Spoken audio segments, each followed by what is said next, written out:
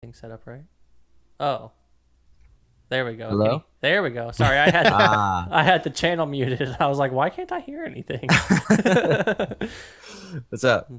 Oh, just trying to. I don't know. We're just having it's just a Friday for me. Nothing goes Just right. shooting the shit. That's all good. All right. Yep. Okay. We got you. It's recording. All right. Yeah. I like the first 10 minutes I didn't, or 20 minutes I didn't even click record on my computer. So, It's Friday. You have the day off. It's totally cool. man, Fridays never go right for me. I don't know why. It's supposed to be a good day, and it Mm. just everything goes weird. Freaky Friday, man. It's not even Friday the 13th. We were supposed to have a show on October the 13th, but that's still in the works, possibly or possibly not. So, That would be pretty ooh, sweet. yeah, that would have been a lot of fun. It's looking like it might not happen though, because our bassist is going to be busy, and then we have other stuff that because we're currently in the process of like recording new stuff. So it's not looking like it's going to be a thing, but we might have a Halloween show coming up. Nice. That's an exclusive for you guys. That's awesome. Well, I guess we should say we have the rave on the line here from Spells and Curses. Mm-hmm. Hi. Um, well, I'm making sure everything's working here. Okay. Making sure you're loud enough. Cool. All right. So we got some questions for you, I suppose. Here, Matt, can Let's you do this. Should probably bring it up, right? pull So those you can. I know I'm pretty sure I know what the first one is. Can you tell us how the band formed and everything? Okay. Well, the band started as not a band. It started more or less with the music, and the music came about more or less the therapeutic purposes for myself. Basically, in the beginning, there was just one, and it was just me, sort of making music to sort of work out some feelings I had at the time because the first album, I suppose, I wrote a lot of the songs and recorded a lot of the songs at a time when things were kind of falling apart in my life, and I was experiencing some traumas, and just experiencing the traumas of going through life, and just being grinded by it. And one of the grinders was experiencing loss for the first time. Up until that point, I was very fortunate enough not to have to deal with losing a family member or dealing with personal stuff that kind of signaled the end of things. And um, without getting too dramatic, it was just a very, very personal time, and I didn't know how to express myself or deal with it. And one of the things I sort of did was I kind of resorted to doing what I felt I did best at the time, and that was just record music for myself. And I did. I just locked myself up in a basement and just worked on some songs, and then picked like the best five and added some extra tracks as well to the album, and pretty much made it for myself, right? Just kind of like working on an art project for myself to see how I'd feel at the end of it. And then just kind of I sent it out to friends because I really I was very proud of what I did. And I sent it out to friends because I thought it was a very beautiful kind of expression of what I was going through. And they really liked it enough that they kind of encouraged me to release it on a wider level and distribute it through like Bandcamp and stuff. And then when we did that, it had a pretty good reception. And then got people interested in playing live shows, like musicians hitting me up asking me to like pretty much asking me if I'm playing live shows. And up until that point, again, that was not really part of the plan. I didn't have a plan, so to speak, which is kind of weird to admit, but people dug it. And so, formed a band together around the music. And then we started doing shows based off of that. And then a little bit after that, we just released it worldwide through like Spotify, iTunes, all that stuff. And then, yeah, I've been rocking and rolling since, and released a second album not too long ago. Nice. That's awesome. I think that's a great way to start. You kind of just did it for yourself, and Yeah, more or less. It was just sort of exploring a side of I suppose myself and what I can possibly feel that I haven't necessarily done before. I mean, again, I was very, very fortunate in my life that I never experienced, for example, losing. Like my grandfather died, right? And you only have two grandfathers, and Hmm. thankfully, I still have the other. But he was a very important person in my life, and when he passed away, that was very kind of um, it was a tough blow because he was like a second dad to me. I Right. mean, he did raise me. So yeah, like that, along with just some other personal stuff going on at the time, there was no other way for me to express that or exercise those demons, so to speak, aside from music. So yeah, it did start off in a very unintentional, therapeutic kind of way in a basement. That's great. Um, what's some of your musical background? Like, do you play a lot of different instruments, or? I do play a lot of different instruments, more or less for necessity, just because like I couldn't find anybody else who can play bass at a particular time that I need them to play bass for a track. This is, of course, when I'm discussing the first album when I didn't have a band. Right. I'd pick up the bass and I'd lay down the tracks and put some keys on it, put some drums on it, and I've always dabbled around with different instruments, but my primary weapon of choice has always been the guitar. And I mean, I only really started singing because playing around in bands, we'd basically you'd form a band with your friends, and then everybody would go like, okay, I'll play bass, I'll play drums. I had a guitar and I was pretty good, and so I'd be like, okay, I'd play guitar, and then we'd kind of look at each other and we go, well, who's gonna sing? And I just was like, I guess I'll do it if no one else will.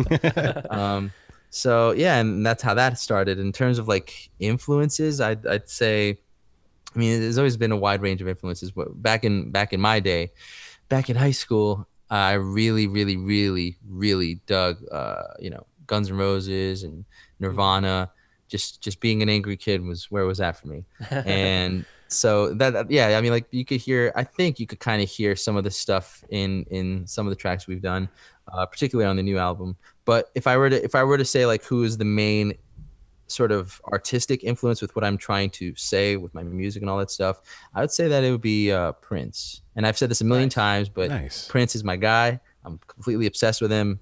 I when I'm He's the guy whose name I put into YouTube when I have nothing to do, and I just go on a rabbit hole journey of Prince videos and live shows and all that stuff, because he's kind of the artist that I would truly sort of love to become, and that is sort of an all-encompassing artist, an artist who sort of handles multi-genre music and can write different sounding songs and navigate. Throughout all his albums, he's navigating his signature sound, but there's always a bit of experimentation happening with each album. And that's something I love. I love hearing that. I love hearing his journey as an artist, how he develops creatively. And you also hear sort of like him, despite what people may say, he did listen to what was going on at the time, right? Like what were the hits of the day, so to speak. Like for the 90s, he'd insert some rap music, even though he didn't really like rap, but he'd experiment with it because it was a new color to paint with. Or the New Jack Swing thing, which was big in the 90s. Again, I could talk about Prince for like days, but yeah, Prince is my guy. Nice. Can't go wrong with Prince. No, I mean, not you at really all. can't. Absolutely. So do you have any outside of music influences? Do you have anything that influences the music that you do? That's a really good question. That's a question that not a lot of people ask me, and I would say that for the most part, it is influenced more or less. Each album sort of has its own theme and concept that I deal with. Um, I would say that a lot of the themes, in terms of how I present them, they're I guess presented through my perspective, and my perspective at the time is sort of influenced by the dreams I have, which is kind of like a hippie way of saying that dreams, I guess, would be the answer. But there's always like something I feel that's almost kind of sacred with regards to where your headspace is at subconsciously when you're creating a piece of art or recording an album, especially because you're sort of pouring yourself into that the music, right? And so whatever you're trying to say, sometimes like it comes out one way, but the intention's different. And one of the things I've sort of tried doing with the last album was keeping a dream journal.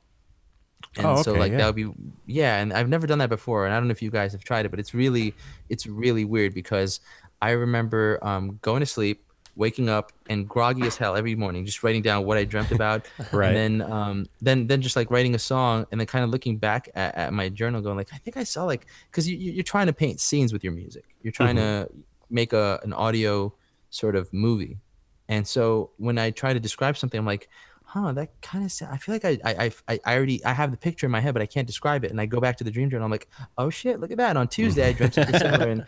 And basically I plagiarize off myself. So it's all good. That's awesome. Yeah. I've never tried that, but I kind of want to do that now because I have It's- some it's really intense super- dreams sometimes. Right? Me too. If you want to hear something crazy, I know people who, or I don't know people, I've read that people do the dream journal thing. And then there's a way of sort of logging a dream journal and sort of actively keeping account of what you allow yourself to think and dream about, such to the point where you can sort of develop the skill of lucid dreaming, which Yes. is basically where you're in the dream and you can control everything that's going on. It's kind of like an Inception thing, and you can make the Right. walls jump and you can make yourself fly. And I haven't gotten to that point quite yet, but I mean that sounds awesome. I Right. definitely would like to try that one day. I've heard about it, but I don't. Yeah, I've never tried it. It would be cool to be able to control your dreams. Yeah. Absolutely. It's one of those things like meditation. Like everyone says it's awesome, but it's just really hard to do because it's so simple, you know?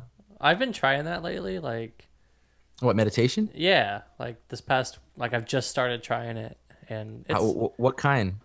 I don't. It's like an app on my phone that like kind of guides you through trying to do it. Okay, cool. Because I mean, there's different kinds of. Because I don't really I've know. really been getting into. I've been really getting into meditation recently as well for the next album, because it kind of deals with sort of like the inner spirit and stuff like that. But the best way of just doing meditation, I find, is the simplest, and it's because it's the simplest to explain. It's just so hard, and it's just like just to sit and not do anything, and like if a thought comes in your mind, just let it pass and all that Yeah. stuff. It's so easy to explain, but so hard to do. That's what because this if is. yeah. So I mean, like that's usually the people's primary introduction into meditation. It's just so what's the word? Counterintuitive to what I suppose Western culture teaches us, which is to always be awake, always be working, always Yeah. come up with that new $1 million idea, or whatever. But yeah, man, it's definitely awesome that you're getting into that. Not a lot of people do that, and it's bad because like self-reflection and consciousness is a very important thing, I think. It's interesting, even like in this. I've only been doing it for 5 days, and it's 5 days straight. yeah. Very good, man. Props to you. I'm clapping for you right It's only been like it's only like 10 minutes at a time, but still, it's, man. That's yeah. how it starts. 10 minutes, then up to 11, 13, etc. Before you know it, you'll be one of those Tibetan monks who can meditate for the whole day. It's cool because it teaches you how to kind of like when it's doing it, it tells me like you get that thought in your head, and then you kind of like you note that you got that thought, and then you move back to just focusing on breathing Yeah. and whatnot. It's kind of cool, and it comes in handy when I get pissed off at work. So Absolutely. Yeah, and that's something I read. Also something else about those thoughts that fuck with our minds and stuff, and give us sort of negative feedback on what we're doing or how we're feeling. I read this really powerful thing, and it kind of ties in with meditation. And meditation sort of makes you realize and enforce this idea, and that idea is that thought, or that voice rather, that's telling you those thoughts like, oh, I shouldn't have said that, or I shouldn't have done that. That's not you. Right? It's a completely separate voice. It's a completely separate entity from who you really are. That's just in your head, and their sole purpose is to just fuck you up, more or less, in a manner of speaking. So to like the way to, I guess, handle that voice isn't to ignore it, and it isn't even to combat it. It's just to sort of acknowledge it's there and then move on. yeah, that's exactly what this has been doing. It's like you Yeah. acknowledge the thoughts that you're having. Like I'll be sitting there doing this thing, and all the crappy thoughts that I've been having throughout the day, it'll be like, oh, you acknowledge them, but then you just kind of, you don't forget about them, you don't ignore them, but you just like, oh, they're there, and then you go back to Yeah. your thing. And in all these thoughts, that they clutter up your mind, and when you can meditate and sort of rearrange the room that is your mind, you have more space to come up with new ideas and new perspectives. It's really great, man. I'm really happy that you're doing it for yourself, man. Yeah, it's been good. Matt, you should do it too. Yeah. Gotta get in on the meditation bandwagon. I mean, I got the time. Really, I do it. I was doing it in the mornings, but then it's like, ugh, it's too early. I don't want to do it. So now I'm doing it at night. So The hardest part is just not falling asleep while you're doing it. it actually That's the hardest part for me. wakes me up. I don't know Really? why. Man, you might be built for this then. That's great. But yeah, So, anyway, we can talk about this all night. Hey, yeah, you're talking to the right guy about it. Um, so when you write your music, do you have any certain process that you take? A process? No. There's never like one way. People always ask, for example, people always ask me like what comes first, the lyrics or the music, and it's different all the time. Um, sometimes one will come before the other, and then it'll be completely different for the next song. But for me, the thing that sort of remains consistent is sort of just the idea of capturing the emotion that you want to convey, because that idea is always the same. So it's about like, um, if for example an emotion or a scene in my life or just an idea that I have and I want to make a song out of, if I want to make a song out of it, the sort of kind of premise behind what I do is basically take not a picture of that, but just that whole sort of like play by play sort of video kind of thing in my mind, and like put it in like a little mental bottle, like a glass jar or whatever, and hold it in there, and then just go sit down with my guitar and then just start working on it on the piano or something like that. And then you leave it in that jar and you temper it with I guess audio magic, and then before you know it, you have something that you feel comfortable with presenting to the world in a more digestible form. And that's just a funny way of saying that when I try to record music, the main thing I try to get down is just that feeling of like, oh shit, or oh wow.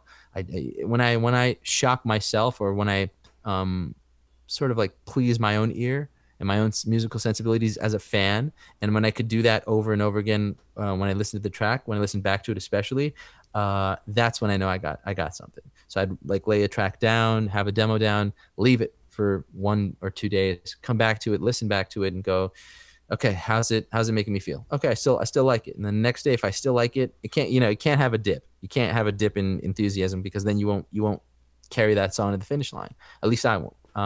So as long as that's still there, that enthusiasm, that like feeling of, oh shit, I got the idea down and I'm doing it justice. When I have that, I know I'm onto something, and that's really kind of like the only process that stays consistent for me. Nice. Yeah, Awesome. Are your songs typically about anything? I mean, we kind of covered, through influences and dreaming, but, well, yes, but I mean, like every song is kind of unique in the sense that they all kind of address different things. Like our songs are, I guess you could say that they make up different genres. They play with different genres and different soundscapes and frequencies, even, if you will. I mean, we right. experimented with the science behind audio as well, particularly on the first album. But I mean, like when you zoom out from that perspective, it's the meaning behind the songs really sort of orbit around the theme of the album. So every album has its own main theme or main concept, if you will, and every album is a concept album because it does tell one story. But when you break down sort of the tracks that make up that main story, they have a story within themselves. And so, for example, with Sudad, the first album, the main sort of idea or theme was that longing for something that you never had, something that you never felt or experienced, but wanting it. It's just this weird feeling that is experienced by some people, but it just like kind of doesn't have a name. It doesn't have a name or a word in English that describes it. And it's just that feeling of just intense yearning or desire or longing for something that you just never experienced or got to know. And so all the songs were different or exploring different variations of that idea, be it love, dreams, aspirations, revenge, loss, all these different things. And with Sinful Things, it's more or less about, I guess, rectifying sin and willfulness in terms of just being with somebody. And well, I mean, that's the simplest way of describing it, and all the songs kind of fall in line that way. Nice. So I think I kind of know how you feel about streaming, but is there anything? Sorry, Matt had to step out for a second. What do you think? Okay? Yeah, I think he's having an allergy fit. Yeah. Allergies to what? Everything. He's allergic to everything. Damn. Shit. Yeah. That sucks. So how do you feel about online streaming and all of that? Online streaming is a double-edged sword. When you look at how ubiquitous it got, you can kind of see the benefit, and the benefit is that it is everywhere, and it's mostly good because it offers you a wide selection of different music from different artists whenever you want, wherever you want. Um, and like you can't deny that. I mean, like if you were to explain that to somebody 10 years ago, not even 10 years ago, 20 years ago, right? If you explain that to somebody 20 years ago, they would not understand what the hell you're talking about. That would seem impossible. Right. But like it's just goes to show you how far along we've come with regards to integrating technology and utilizing it to sort of move forward musical culture, I guess. So that's clearly the good side of it, but there obviously are bad sides to it, and the main one for me is the fact that because it's so convenient, the convenience of streaming kind of kills the intimacy of music. And what I mean by the intimacy of music is, I mean, like, for example, the ritual that was once there when you had to like go to a record store and then pick out the track or not the track, the album, speak to somebody about it, their thoughts, or back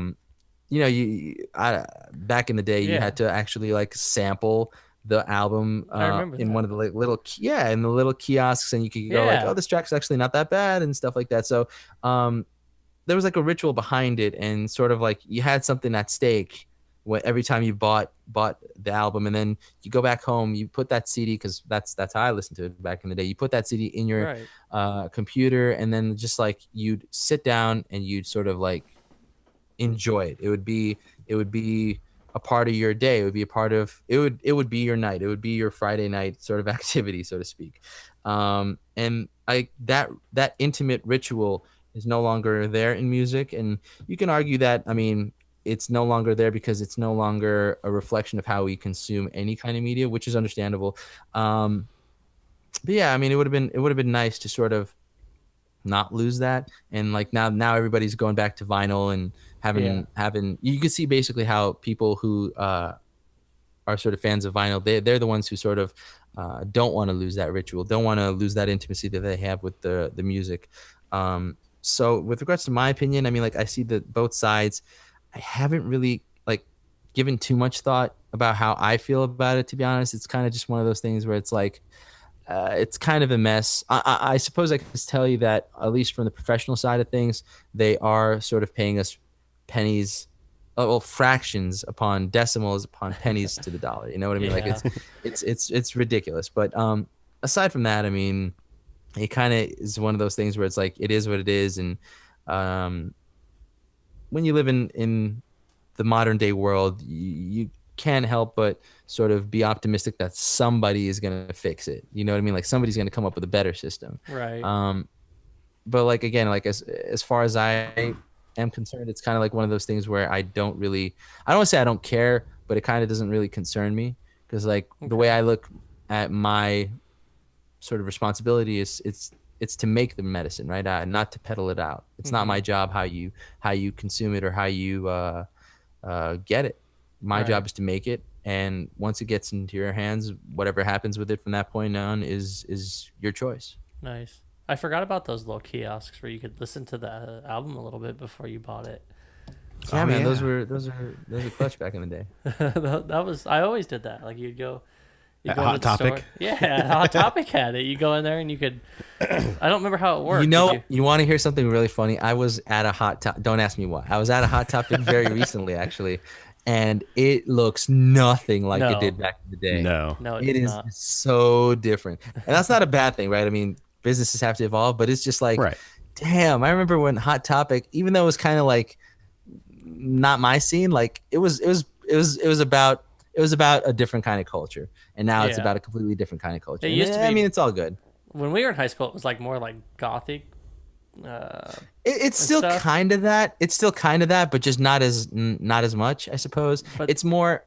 I don't want to talk shit about Hot Topic. You know, do what you got to do. But like, Yeah. it seems like they're aiming their stuff more towards like middle school girls. Yeah, And it's yeah, like, yeah. what about the fellas? You know? It used to be more. They used to have more of the music that I liked back then. I guess now because now I'm older too, so it's like it's not gonna Right. be those. I'm not gonna be into the music they have. Yeah, in now there, you're like, probably. what is this? Yeah. Yeah. You're I like, don't is this know, what man. my Yeah. parents felt like?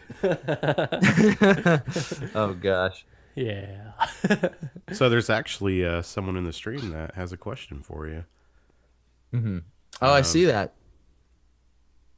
Let's see. What does it say It here? says, which musician is your number one influence in making music, and what's your guilty pleasure song?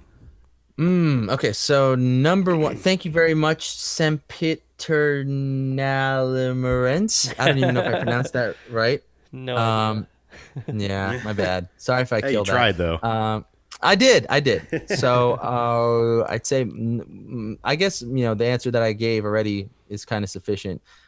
Prince, my guy, he's incredible. He's the ultimate musician. He could do anything and everything musically better than anyone, and the fact that he can sort of dip his toes into different kind of musical genres and make it something that's incredible each time is enough to call him my number one influence, I guess. Especially for right now and what we're trying to do with the music. And what is my number one guilty pleasure song? You know that song by Shawn Mendes, There's Nothing Holding Me Back? That is such a good song. Nice. There's nothing holding me back. Da, da, da, da, da. It's really good. It's really good. It's a fun song. And you know what? I don't believe in guilty pleasures. If you like it, you fucking like it. Listen to it. Blast it in your car. It's fucking awesome. It's a great song. It really is. For sure. So how would you say, or how do you guys normally do your band promotions for your shows and everything? Well, with regards to promoting shows, I mean, we live in a new age, right? I mean, we live in the technology age, and there's a lot of, I suppose, avenues of promotion that are available to us now that weren't before. And I see more of the pros than the cons, to be honest, with regards to how technology changed music, in that sense, because it's I think only helped, because ideally the goal for social media and technology was to bring people together, and so it's a lot easier to get the message, for example, about your show out to more people, and especially people who are interested in what you do, a lot easier. So I mean, for example, we have our social media, right? We're at Facebook, we're on Twitter, Instagram, we're always at spellsandcurses.com. We got that domain, right? Except for our website, which is spellsandcurse.es, because spellsandcurses.com is being sat on by a squatter who, if he's listening, he wants $10,000. He Wow. can bite it. He can bite it, man. Wow. So yes, and I would say, yeah, I mean, like social media, we have a mailing list. We keep busy with that, and we are verified on Bands in Town, Songkick.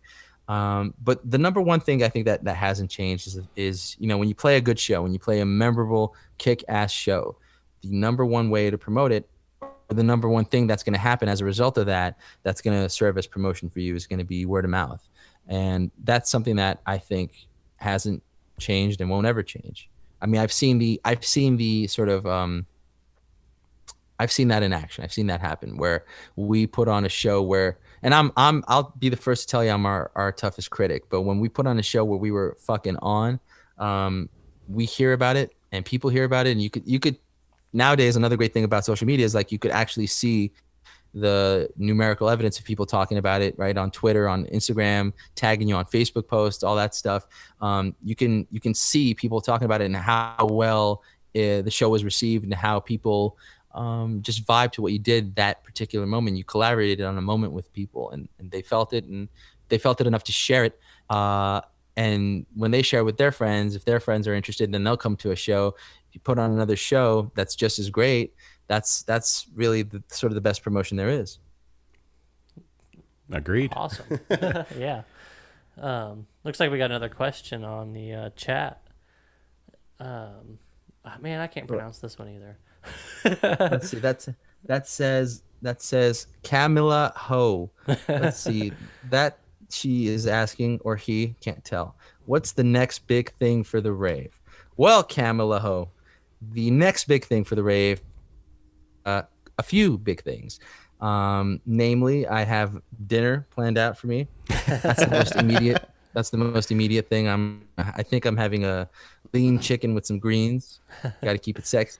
And then after that, I believe I'm going to lay down some quick demo tracks and then see what's happening with the rest of the night. But I mean, right now we're very much involved with recording, or in the process of recording the principal tracks and demos for the next album. So that's sort of taking up a lot of time. Awesome. Awesome. Thanks for the question, Camellia. Yeah. So do you have a favorite show that you've played? Or Actually, I do have a favorite show, and it happened. It was our, was it our last? No, it was our second, no, third to last show. The other two after that were great too. But the one in July, we played a show in this lounge called Vinyl, and it was a 2-hour set.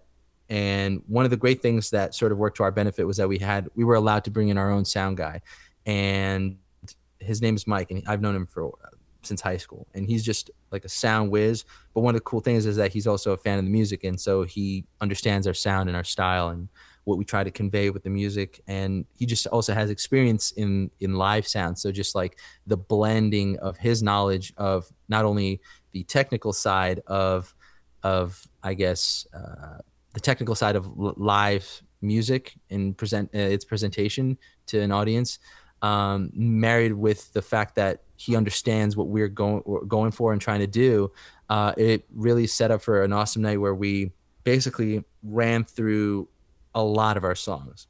Not all of them, but a lot of them. I mean, we had rock songs that were heavy. We had soft songs that were sort of croony. We played some dancey songs. We had some fun covers. And it was just the best time because I felt like at that particular show in Vinyl, we gave people sort of, I guess, the best, most complete version of what the Spells and Curses vibe is. nice. Yeah, it was a great time. That's awesome. So do you have any advice that you'd give to other musicians that are maybe starting out or trying to get their band going? I feel really weird giving anybody advice about anything. To be quite honest. I don't think I'm the guy to ask. But if I had to, I suppose, gun to my head, give anybody advice about the music industry or just playing music, it would be have as much fun as possible, because it's just, let me put it to you this way. Musicians pick up music or pick up an instrument and start to play and start to create art because it was fun. It spoke to something within them, the inner artist or what have you. There was something that connected you to wanting to make that art. And so that starts off as being fun. And the moment you start taking something that's fun, and I don't want to say monetizing it, but sort of involving it into your day-to-day professionally, where you kind of have to sort of regiment it, it's very easy for it to not become fun. And pile that on top of the fact that there's also the business side of the music industry. That's not necessarily the most fun thing to deal with either, especially if you just care about, in my situation, I'm going to speak with regards to just music, right? When you want to just make music and record, play shows, practice, write songs, when you want to just be a musician, the business side of things can bog you down, and it can really bum you out. Not even bum you out, but just zap you of energy just handling that stuff. For example, like sending emails and stuff like that. That's not something that you signed up for. And then on top of that, you come across people who aren't, the coolest people to hang out with. It's all a matter of just keeping your energy up by it. And the best way to do that, I think, is just to have as much fun as possible. Surround yourself with people who, for example, if they vibe with you, or if they're a fan, or they want to jam with you, ride with them, because 9 times out of 10, I'd say it's because of something more than the music. The music is sort of the initial gateway into meeting each other or understanding each other. But music is also sort of, I feel, indicative, or the tip of the iceberg of something that's much more deeper for both parties, where it is a sign that you guys are connecting or able to connect on something much deeper and more meaningful. So that would, I guess, be the other piece of advice, is if you meet somebody who supports the music or likes the music or wants to jam with you, cherish that and don't dismiss it. So be nice to your fans, be nice to other musicians, I guess. That's great advice. Definitely. Really? I feel like Yeah. that was kind of No, like that the was cut. great. I Seriously. don't want to say cool. I'm glad I could offer whoever's listening something. Right. Looks like there's another question in the chat from Oh, cool. It's from Semperina Metallamarenis. I will never get that. I'm so sorry. right. They said uh, that person said if you could switch lives with anyone for one day, who would it be? What would you be doing and why? Oh shit! You know what? I actually thought about this not too long ago, and I forgot. Well, the obvious answer again would be Prince, but I'm not going to say that because I feel like he could be the answer for anything. But I'm going to come up with a new one. Oh, and I had a different one that was a really good one too. I suppose. Wait, does it have to be from like the present day? Could it be from like the past? Let's just say anytime. Anytime? Okay, so if it could be from any time, I would like to have just been like I guess Paul or whoever was like Jesus Christ's best friend at the Oh, time, okay. like who was his boy at the day. I just would like to be that guy who was just riding with him and just seeing like what was really happening, what was going on. I mean, because he's just like Jesus Christ is such a iconic figure, and obviously he's God for some people in their religion, and it's just like it's just fascinating to think that somebody like that walked this earth, and just oh man, like it would have been actually, you know what, I want to change my answer because they didn't have air conditioning back then. That would suck. That would be terrible. Yeah. I would like to you know who I'd have a really great time being? I would love to have been David Lee Roth at the sort of height of the Van Halen, his stint with Van Halen pre 1984, up until that album, because I think that guy has lived perhaps maybe 5 lifetimes up until he was 20. You know, he's had so many different experiences, and Right. is just such a crazy guy, but also like crazy intelligent and well learned. Yeah, David Lee Roth for sure. Final answer. David Lee Roth. Hell, that'd be Solid pretty choice. sweet. Yeah, for sure. So, is there anything that you're currently listening to? Currently listening to let's see, actually I have my phone right here with me. I do stream music because again, this is the ubiquitous way of engaging music. The last playlist I was listening to was the Release Radar playlist that basically shows you the latest releases by different artists or whatever. And so like the last song I heard was the new single by Miguel, which is dope as fuck. That's a really great song. What else I've heard? Cigarettes After Sex. They have a new song called Sweet. Nothing but Thieves. They have an acoustic version of Sorry. These are all great freaking tracks that I just listened to, and yeah, I'm sorry, I'm just going through all these tracks. I'm like, yeah, these are all really like my Release Radar is dope as fuck right now, and the recommended, the Discover Weekly is incredible. Yeah, I just have a lot to choose from. I'm going to say those are all great. Awesome. There's this way, I'm not done. There's this one more that I want to shout out to. It's by this like country acoustic like a cappella folk group. They're called Home Free, and they did this really moving version of John Mayer's In the Blood, and that is such a like, oh man, it's a powerful song. And John Mayer's version is good too, but like something about just stripping a song down to just vocal and melody and lyric, obviously, right? Really sort of drives the point of that song further home. And yeah, I mean, that's definitely one I think that even people who aren't fans of country could really get behind and enjoy. Nice. Awesome. I'll have to check that one out. Yeah. So you brought with you today 3 songs. At the before we started, we played your song Mercedes. Then we have 2 others from you. Through the Hell and Wicked for Days. Yes. That's right. Is there any backstory to those songs that you can tell everyone about? Well, the whole sort of premise behind Sinful Things is more or less sort of dealing with notions of what is considered or generally perceived as being sinful activities or sinful things, and sort of being involved in stuff like that, situations like that, while being in the modern day. I don't really like talking about the meaning behind albums when they're just released. I feel like people deserve some time to sort of, let it sink in. But I will say that with regards to, for example, Mercedes, it's more or less about just being fascinated by someone generally who's not particularly good for you, and sort of kind of like giving them your all and then kind of resenting them for it in a way, and just being like, you have such power over me. Fuck. Okay. Makes Let's sense. get through this.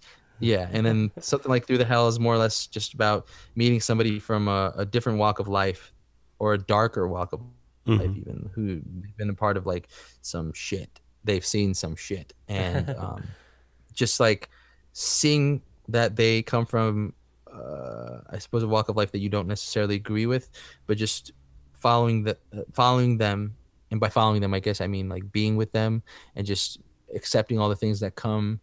And that just like sort of encompasses being with them and letting them lead you through this dark tunnel that is their fucked up life. And just trying to get through that in one piece, but just being like, well, I still want to be with you. And yeah, going through that dark tunnel, trying not to get hurt.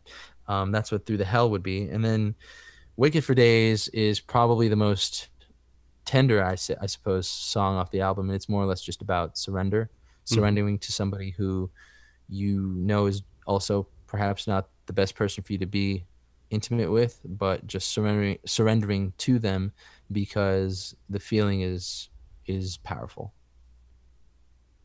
Awesome. So which one would you like to play us first? Sorry. I'd say let's wake everybody up with some Through the Hell action. That's what I had lined up too. Perfect. Look at that. Simpatico. Meditation, folks. It works. So, man, it was awesome talking to you tonight. Yes. Likewise, I had a really great time. Yeah. When you, if you get some more stuff out, or if you ever want to come chat with us again, we're always down to have you back. I had a blast, and I will most definitely take you up on that offer. Yeah, keep in touch Awesome. with us and everything. So, Absolutely. be great to stay in contact. Yes, sir. We are going to play Through the Hell next by Spells and Curses. It was great talking to you, man. You have a good night. You too. Enjoy your Friday. Yes. We'll thanks. try. Later, guys. Thanks. Yeah, all right. So here is Through the Hell by Spells and Curses. Let me get it lined Do up it. here. I'm pumped for this one. Oh, it's coming up here. Sorry, I got to get it lined up. And it's coming.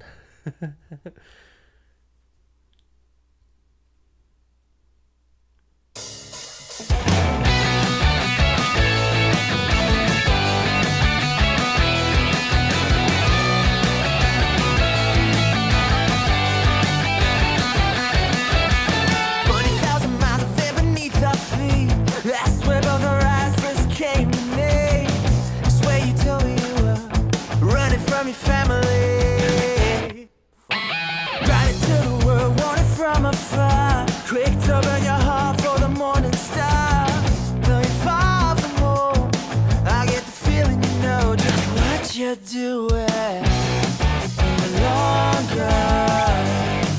I want her. The more I think that she can tell, I'm lonely, but I'm close to the hell that you put me through. You know, I would. You know, I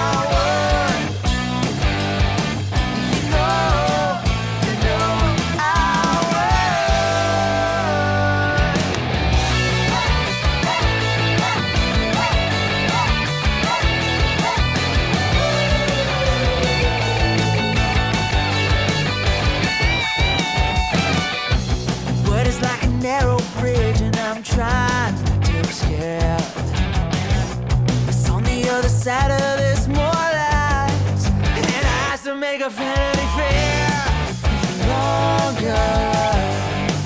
I want her. The more she keeps on doing it well, I'm with you, but I'll go through the hell that you put through. You know, I would. You know, I would. You know, I would. As for the landslide that knocked you away and swept you right into my life, once more came to take you from me. This wind made its way like the homecoming queen who would return the day of reckoning, to be given to a man of their choice. But you were down with an American boy. Whoa, whoa, down with an American boy. Whoa, down with an American boy. Whoa, down with an American boy.